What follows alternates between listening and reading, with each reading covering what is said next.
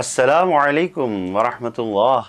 استقبال ہے آپ کا قدم بقدم تفسیر قرآن میں آگے بڑھتے ہوئے سورہ مبارک آل عمران کی 13ویں آیت۔ بسم الله الرحمن الرحيم.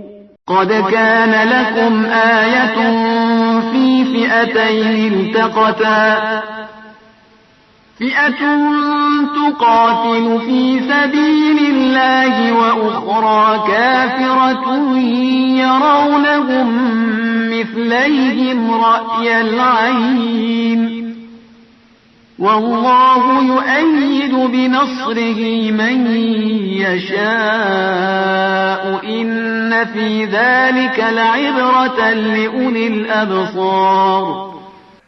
ارشاد پروردگار ہے، تمہارے واسطے ان دونوں گروہوں کے حالات میں ایک نشانی موجود ہے جو میدان جنگ میں آمنے سامنے آئے، کہ ایک گروہ راہ خدا میں جہاد کر رہا تھا اور دوسرا کافر تھا، جو ان مومنین کو اپنے سے دو گنا دیکھ رہا تھا، اور اللہ اپنی نصرت کے ذریعے جس کی چاہتا ہے تائید کرتا ہے، اور اسی میں صاحبان نظر کے واسطے سامان عبرت و نصیحت بھی ہے۔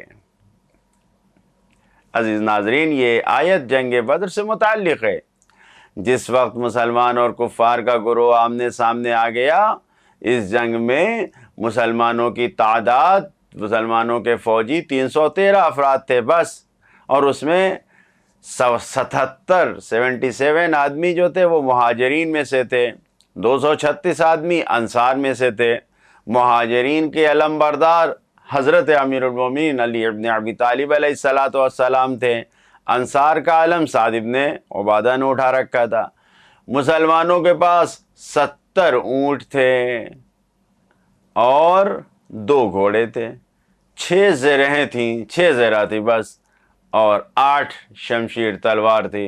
کل ساز و سامان مسلمانوں کا اتنا ہی تھا، اور مقابلے میں لشکر کفار میں 1000 سے زیادہ فوجی تھے ان کے، اور 100 گھوڑے تھے ان کے پاس،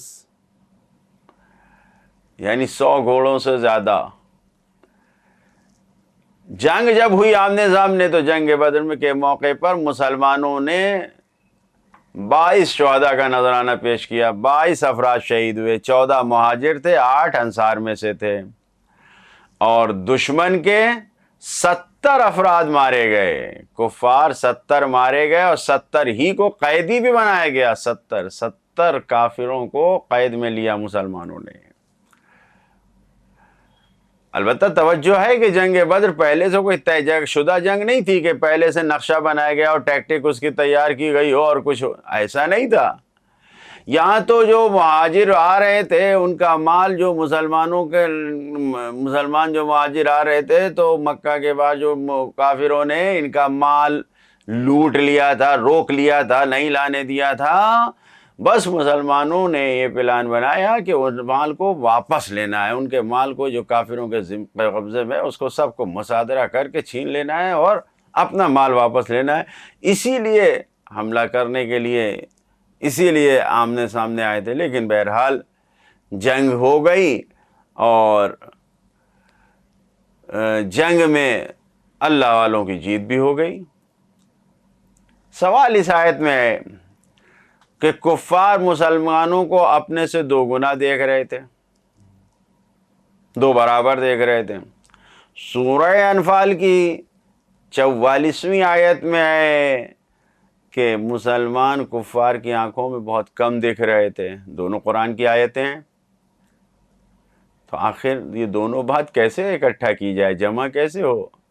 ایک جگہ اس آیت میں ہے یہ بھی جنگ بدر سے متعلق ہے، وہ بھی جنگ بدر سے متعلق ہے، یہاں کہا جا رہا ہے کہ 2 گنا دیکھ رہے تھے، وہاں کہا جا رہا ہے کم دیکھ رہے تھے۔ اس کا جواب جو مفسرین نے دیا ہے کہ جنگ شروع کرنے سے پہلے، جنگ شروع کرنے کے وقت انہوں نے مسلمانوں کو بہت کم دیکھا، بہت تھوڑی تعداد دکھی، ان کی آنکھوں میں مسلمان بڑے تھوڑے سے نظر آئے۔ جب جنگ شروع نہیں ہوئی تھی، ابھی جنگ شروع سے کرنے سے پہلے، تو انہوں نے سب نے طے کیا اتنے مختصر سے تو ہیں، مٹھی بھر ہیں، ان کو ختم کر دیا جائے، اس پہ حملہ کر دیا جائے، اور جرأت کر کے کفار مکہ سے مدد بھی نہیں مانگی اور خود ہی حملہ کر بیٹھے۔ اور جب حملہ کر بیٹھے تو جنگ کے دوران اب جو ان کی آنکھیں کھلیں تو دیکھا کہ ان کی تعداد تو ہم سے کہیں زیادہ ہے، دوگنی دکھ رہی ہے، بہت زیادہ۔ تو پھر شکست کھا گئے، ہار مان گئے۔ لہذا کم دیکھنا اور زیادہ دیکھنا دو الگ الگ وقت میں ہے، اور دونوں میں کوئی ٹکراؤ یا تناقض نہیں ہے، دونوں قابل جمع ہیں۔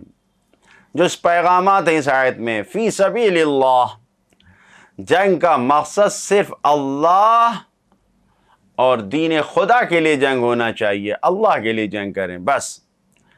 دوسرا پیغام، مسلمان سپاہیوں کا سب کا مقصد صرف اور صرف ایک ہی تھا کہ فی سبیل اللہ، سب اللہ کے لیے جنگ کر رہے تھے، کوئی اور دوسرا مقصد ان کی نگاہوں میں تھا ہی نہیں۔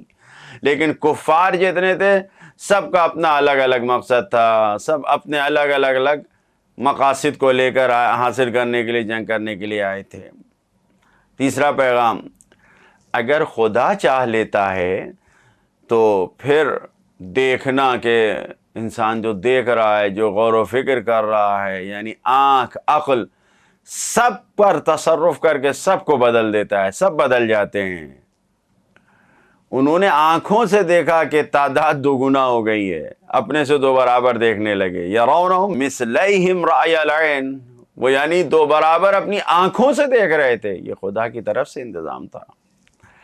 چوتھا پیغام، اللہ کی مدد اور نصرت کا ایک طریقہ یہ بھی ہے کہ دشمنوں کے دل میں رعب، دہشت، وحشت ایجاد کر دیتا ہے، دشمنوں کے دل میں خوف پیدا ہو جاتا ہے۔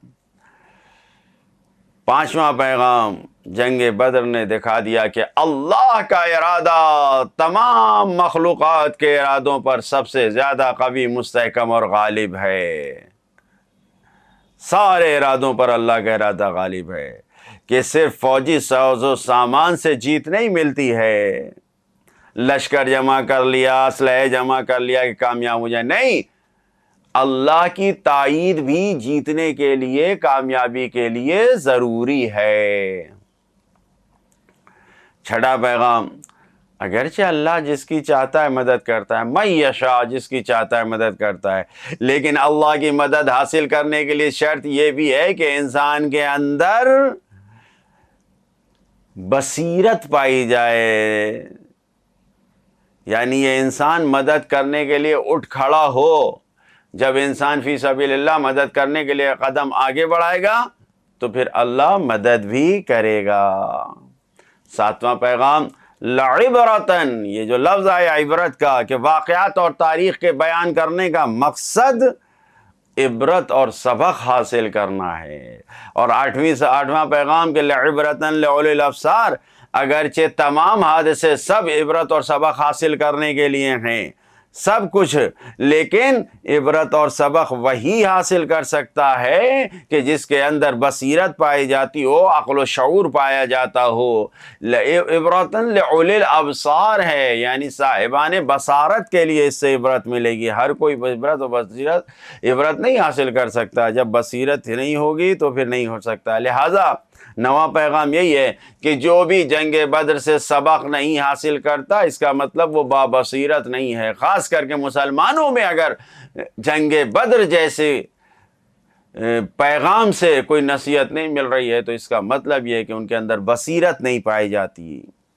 عملی پیغام یہی ہے کہ کاش مسلمانوں کا اپنے قرآن پر اعتماد ہوتا، ایمان ہوتا، اور وہ عالمی طاقتوں سے معروب نہ ہوتے، امریکہ، اسرائیل، برطانیہ، روس، ان طاقتوں سے مرعوب نہ ہوتے۔ کیوں؟ کہ جب اللہ مدد کرتا ہے تو مسلمانوں کی طاقت تو خود بخود کفار کی نگاہوں میں دوگنا ہو جاتی ہے، تو پھر ڈرنے کی کیا ضرورت ہے؟ جب کفار اللہ کی مدد سے خود بخود مرعوب ہو جاتے ہیں۔ لہذا عملی زندگی میں قرآن کو لے آئیں اور تفکر، تدبر، عبرت، موعظت حاصل کریں۔ صرف ظاہری حافظہ اور ظاہری رٹنے سے کوئی فائدہ نہیں ہوگا، عملی زندگی میں قرآن کو لے آئیں۔ خدایا ہمیں قرآن پر عمل کرنے والوں میں قرار دے۔ والسلام علیکم ورحمۃ اللہ وبرکاتہ۔